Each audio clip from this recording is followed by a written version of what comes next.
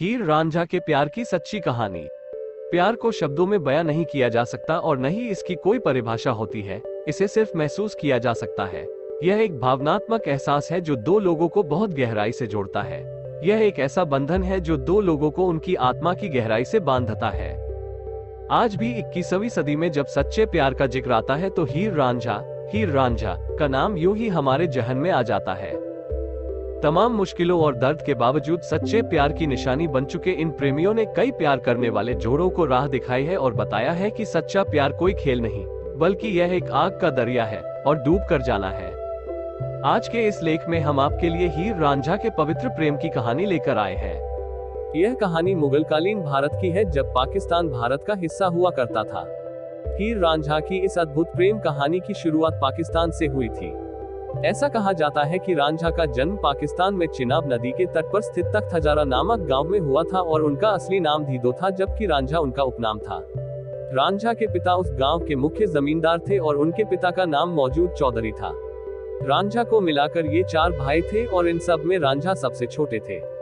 4 भाइयों में सबसे छोटा होने के कारण वह अपने पिता के सबसे चहेते और लाडले पुत्र थे। रांझा के तीनों भाई अपने खेतों में कड़ी मेहनत करते थे, जबकि रांझा अपने पिता के चहेते होने के कारण अपने भाइयों को कामों में मदद करने के बजाय बांसुरी बजाते हुए खेतों और गांवों में घूमते रहते थे। इन्हीं कारणों से उसके सब भाई उससे बहुत द्वेष करते थे। रांझा जब महज 12 साल के थे तभी उनके सिर से पिता का साया उठ गया था। उनके पिता की मृत्यु के कुछ समय बाद उनके और उनके भाइयों के बीच कुछ बातों को लेकर विवाद हो गया।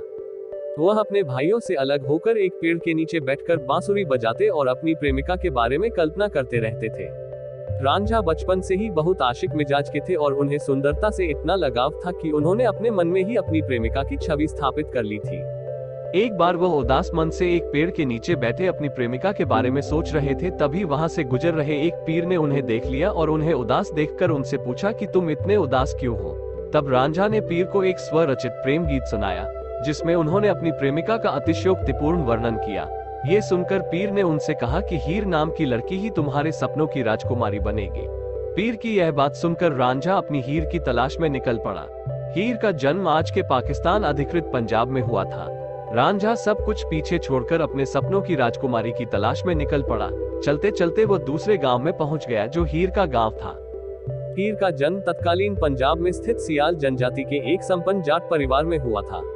हीर को देखते ही रांझा को एहसास हुआ कि वह उसके सपनों की राजकुमारी थी। हीर बहुत ही सख्त स्वभाव की लड़की थी। एक रात ऐसा हुआ कि रांझा हीर की नाव में ही सो गया। यह देखकर हीर आग बबूला हो गई और जैसे ही उसने रांझा के सिर से कंबल हटाया, वह उसे देखती रह गई, क्योंकि रांझा बहुत ही हट्टा कट्टा और सुंदर था। तब रांझा ने उसे अपने सपने के बारे में और पीर ने जो कहा था उसके बारे में बताया। हीर रांझा पर मुग्ध हो गई और उसे अपने घर ले गई, जहां उसके पिता ने रांझा को नौकरी पर रख लिया। रांझा की कद काठी देखकर हीर के पिता ने उसे अपने पालतू मवेशियों को पालने का काम सौंपा। मवेशियों को चराते समय रांझा मधुर बांसुरी बजाता था और हीर इस बांसुरी की धुन पर मंत्रमुग्ध हो जाती थी और रांझा के लिए उसका रुझाव बढ़ता गया। वे दोनों कई सालों तक एक दूसरे से एक गुप्त स्थान पर मिलते रहे, लेकिन एक दिन हीर के चाचा को कहीं से इस बारे में पता चला और उन्होंने पूरी सच्चाई हीर के पिता चुचक और मां मलकी को बता दी। उनके प्यार के बारे में पता चलते ही हीर के माता पिता ने रांझा को नौकरी से निकाल दिया और उन्हें मिलने से मना किया। इसके बाद हीर के पिता ने जबरन हीर को शारदा खेड़ा नाम के शख्स से शादी करने के लिए राजी कर लिया। माता पिता और रिश्तेदारों के दबाव में हीर ने उस शख्स से शादी तो कर ली थी, फिर भी हीर का दिल केवल रांझा के लिए धड़कता था। हीर की शादी का पता चलने पर रांझा बहुत दुखी हुआ और उसका दिल जुदाई से टूट गया। हीर के विलाप से रांझा का बुरा हाल था और वह हीर की याद में भूखे प्यासे इधर उधर भटकता रहता था।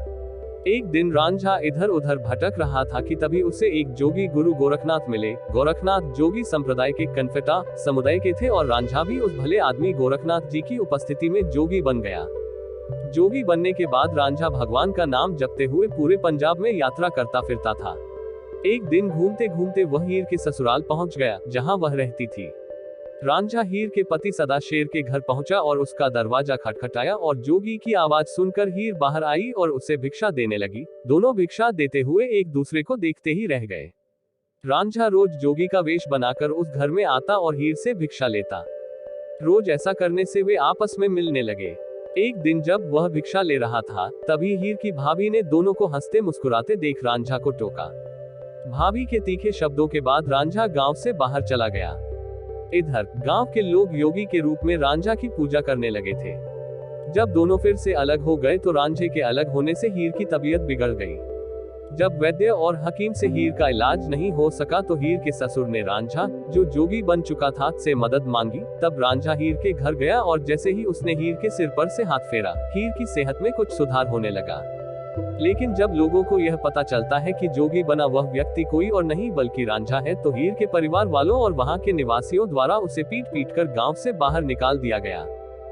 उसे राजा के सिपाहियों ने गलती से चोर समझकर पकड़ लिया और दरबार में पेश किया। राजा ने उसे अपनी बेगुनाही साबित करने के लिए कहा। तब रांझे ने राजा को अपने प्यार के बारे में विस्तार से बताया। तब राजा ने रांझा को अपने प्यार की परीक्षा देने के लिए अपने हाथ में आग के अंगारे लेने को कहा। अपने प्यार का परीक्षण करने के लिए रांझा ने आग के अंगारों को भी अपने हाथ में ले लिया। तब राजा ने हीर के पिता को हीर और रांझा की शादी एक दूसरे से करने का आदेश दिया। राजा के डर से हीर के पिता ने शादी के लिए अपनी सहमति दे दी और जल्द ही उनकी शादी का दिन भी आ गया। लेकिन उसी दिन हीर के चाचा कैदों ने हीर के खाने में जहर मिला दिया था ताकि वह इस शादी को रोक सके। जैसे ही रांझा को इस बारे में पता चला, वह हीर को रोकने के लिए दौड़ पड़ा। लेकिन जब तक वह हीर के पास पहुंचता, तब तक बहुत देर हो चुकी थी। हीर ने जहर मिला हुआ खाना खा लिया था, जिससे उसकी मृत्यु हो गई थी। तब रांझा को फिर से हीर का वियोग सहना पड़ा। इसके लिए रांझा ने भी हीर के वियोग में जहर मिला हुआ खाना खाकर अपनी जान दे दी। इस दर्दनाक घटना के बाद दोनों के शवों को उनके पैतृक गांव में ही दफना दिया गया। भले ही हीर मर गई हो, रांझा मर गया हो, लेकिन उनका प्यार अभी भी जीवित है।